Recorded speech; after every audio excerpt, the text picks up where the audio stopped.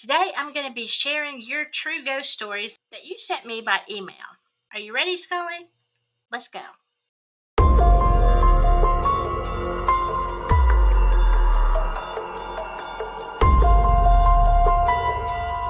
Well, hello, my spooky friends.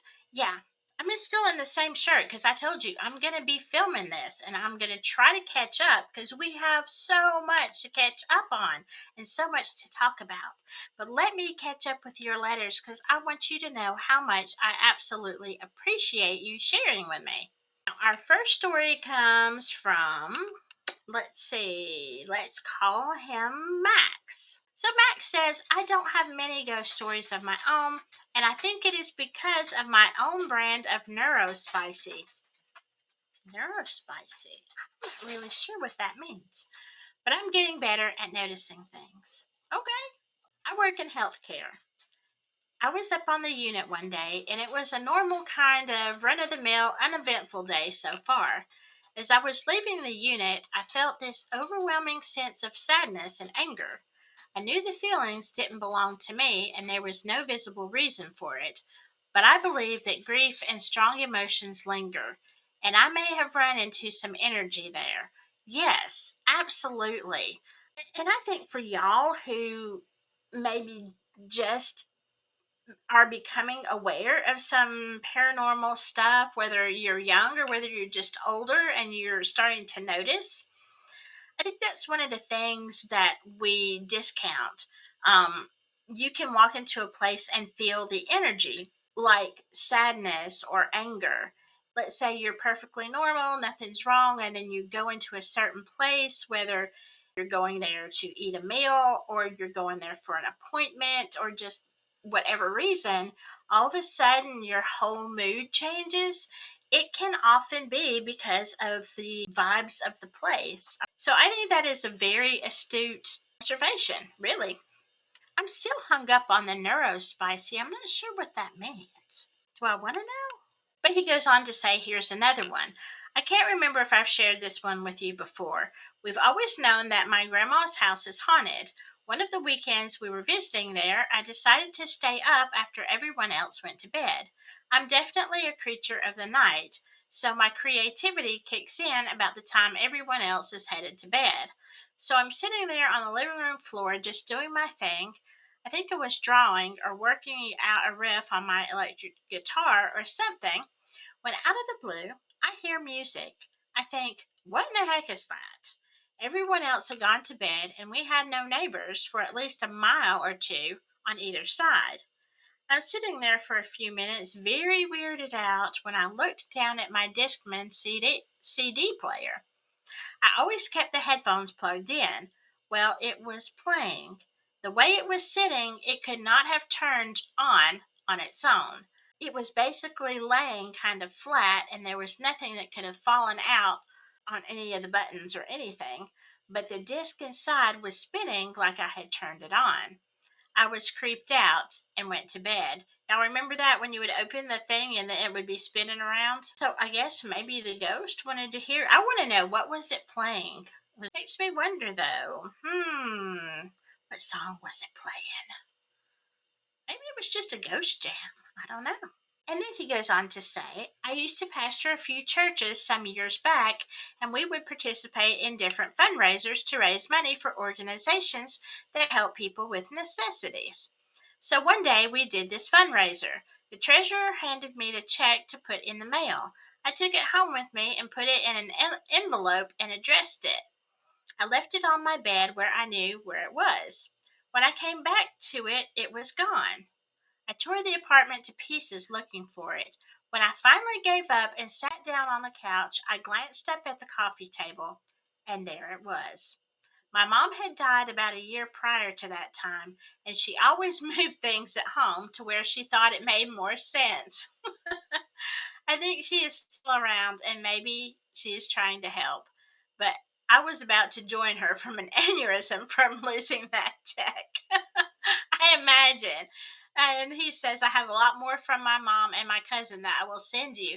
Thank you very much, Max. Yes, please do. I want to hear all of your stories. I can see that moving it to where it makes sense. So on your bed didn't make sense. Let's put it somewhere else. Oh, but I can imagine if I thought I had lost something like that. Oh my gosh. Glad you found the check. Can't wait to hear more of your stories. Okay, and I'm going to share some kitty pictures with you. And this comes to us from Katie. My twin sister Megan adopted a magnificent cat she named Hermione Granger right before New Year's Eve 2017. Hermione picked out her new family when they were just window shopping at the animal shelter by reaching through the bars of her cage and mewing at them frantically. She then proceeded to tolerate all kinds of over-enthusiastic affection from my nieces for 2 years until she suddenly got very sick, in Christmas 2019 and passed away. Oh no. We are still heartbroken over the loss of that sweet girl. She had the most loving, patient personality.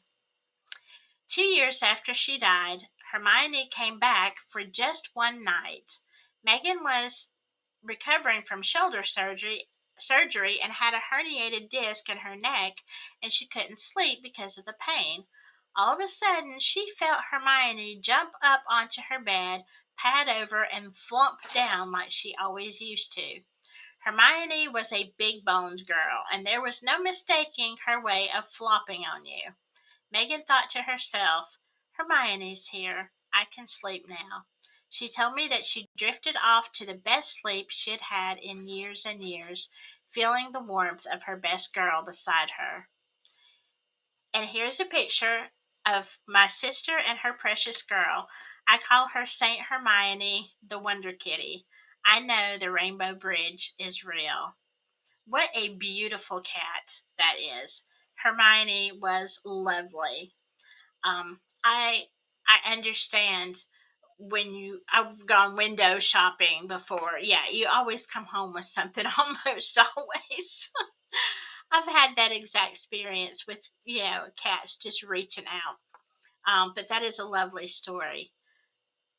I think everybody should put a little heart emoji down there for Hermione. Now we're going to switch gears a little bit. This one comes from Sherry. I've got another picture for you. Hi, Silky. I decided to email you tonight so I can finally share my story with you. I was inspired to share it with you after a video a few weeks ago where you asked if people were allowed to visit after their deaths. Well, here's the backstory of my story. When I was born, I had a hole between the top two chambers of my heart. This hole normally closes during fetal development, but sometimes doesn't and can lead to needing open heart surgery to repair. Due to this, I was not allowed to travel. My mom was from Florida, so her family wasn't close. My mom, dad, and siblings moved back to North Carolina when my mom was pregnant with me, since my siblings and I were the only grandchildren in my dad's family. My papa, mom's dad, had some health issues and couldn't come up to North Carolina. Every picture my mom sent Nana, mom's stepmom, and papa either never arrived or was damaged to where the pictures were ruined. Oh, that's weird. At about 1 year old, the hole had not closed at all. So I was sent to my pre operation appointment and they did imaging and it was completely gone. I no longer needed surgery and was cleared to go to Florida to meet my grandparents and family. We had plans to drive down for Thanksgiving and Papa's birthday on 11/24, but he passed away before that trip. Now, oh, okay. Now the story. It was the day after Papa passed away. Mom was trying to get me to take a nap, but I was looking out the window saying bye bye over and over, staring in the empty horse pasture that was across from our house. My mom thought I was talking to the horses. When she asked me who I was talking to, I said Papa. That made my mom upset, and she called my dad in the room, and he thought she was just stressed and upset because her dad had died. He sent her to lay down and took over trying to get me to go to sleep. Well, I started saying bye-bye again, and my dad said it was like I watched someone or something walk away And when Dad asked who I was talking to again, I said, Papa. Now keep in mind, I never heard my brother or sister talk about him or to him that I know of. A day or two goes by, and we are in Florida for Pap's funeral. It's open casket, and Mom was carrying me as she approached. When she stopped at the casket, I held my hands out like most babies do when they want someone to hold them. And I said, Papa, like I was asking him to hold me. My mom lost it and had to give me to Dad and sit down. And all my life, even when my parents were not together, the story never changed. We all believed that Papa was there to visit me. In fact, Nana told Mom that Papa's last words were, I hope Sis, that was his nickname for my mom, gets here soon so I can see my baby. Aww. And here is a picture of Papa. Wow, what a great story. You know what? I think that that absolutely was Papa coming to visit you. The people who study, quantum physics and stuff, as well as other people, we realize that time and space don't really exist the way that we perceive them. Okay, believe it or not, I've seen so many things, and I do. I know that we live in a linear time, but outside of this box that we're in, time is not linear, and so coming and going and passing, it makes a lot more sense when you're not in the box. Okay, and I get it. I think that is a beautiful story. Thank you so much, so much for sharing it with us. And sorry it took so long for me to get it. Okay, and I have one more letter to share with you. This one again is by WiseCoconut. She says, a while back I promised to tell you about my grandma, or rather visits from my grandmother's spirit. My grandmother died about a year before I was born, so I never met her in real life.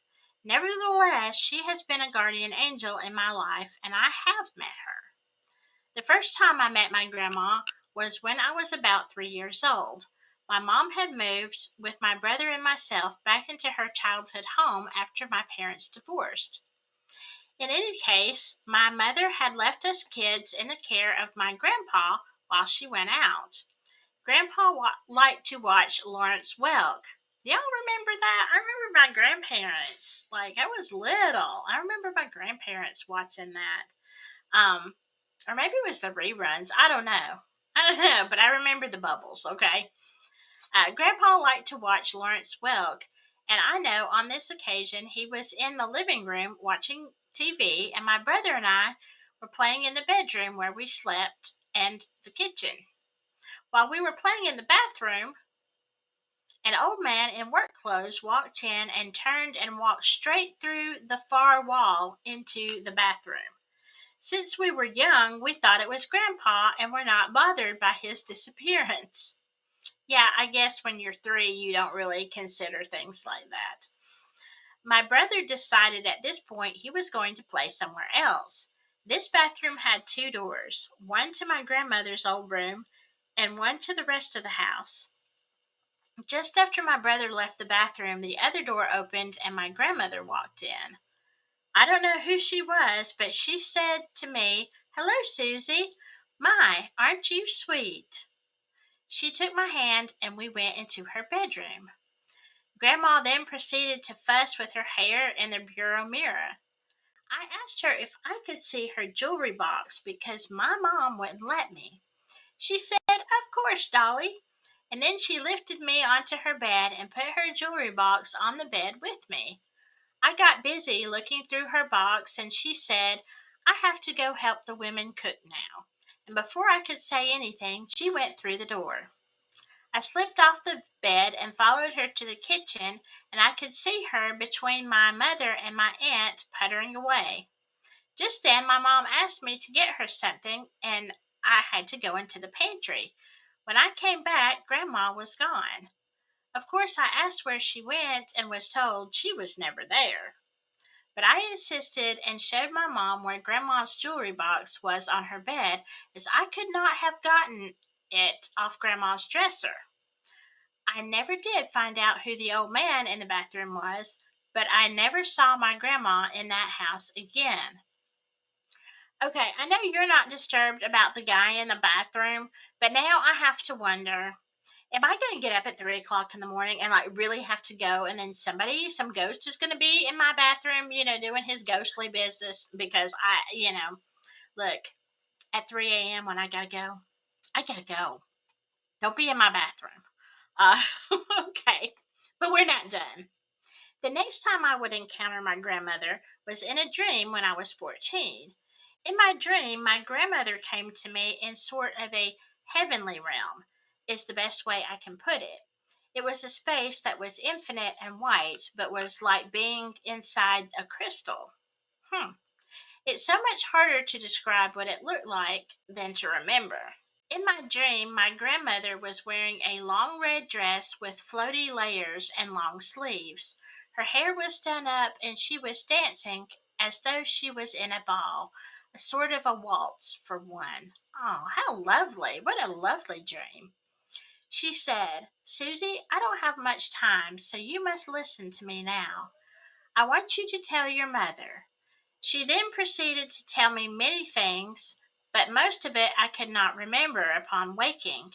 What I did remember and what I told my mom was, tell your mother that everything will be all right and I am dancing on the clouds like I always wanted to. My mother had told me many stories about her mom, but when I told her about my dream, she was clearly moved. She told me then that Grandma's favorite color was red, and just before she died, she had said to my mom, Kathy, I am going to be fine. I will be dancing on the clouds. After that, I always felt that Grandma was nudging me here or there to say something or do something. But the next time I really knew she was looking out for me was when I was struggling in my marriage. On this occasion, my aunt, who has two girls, four daughters in law, and quite a few grandkids of her own, suddenly sent me a cameo that had been my grandmother's. Although I had been close to my aunt as a child, we hadn't spoken in many years. Yet at this difficult time in my life, she chose to send me a very precious item that had belonged to my grandmother. That is extraordinary proof that Grandma was communicating to me. That is a beautiful story. And what an extraordinary gift. And I just love cameos, they're beautiful. Let's see, she goes on to say there are a few other minor stories, but I thought you would enjoy these.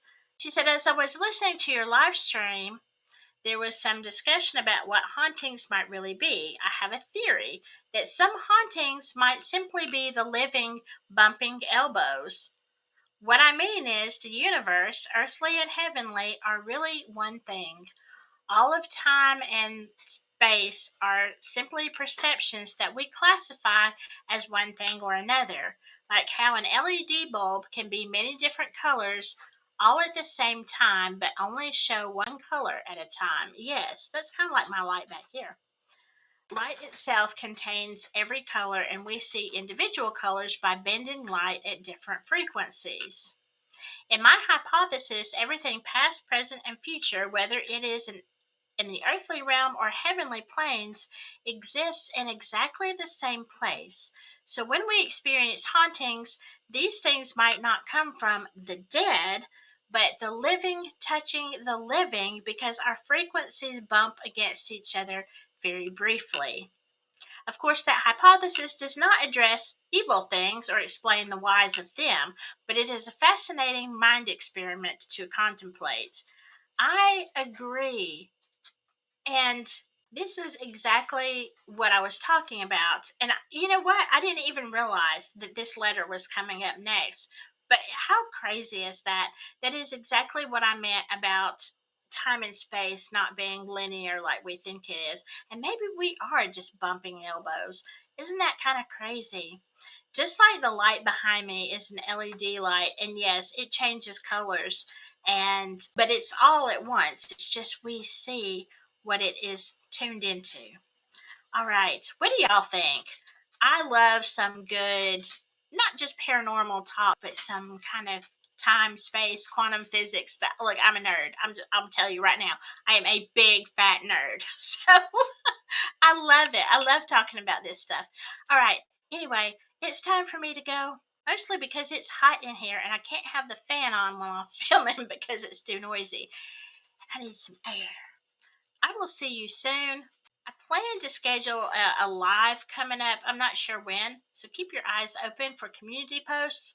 Keep sending those stories in, commenting. Yeah, Scully says, you're right.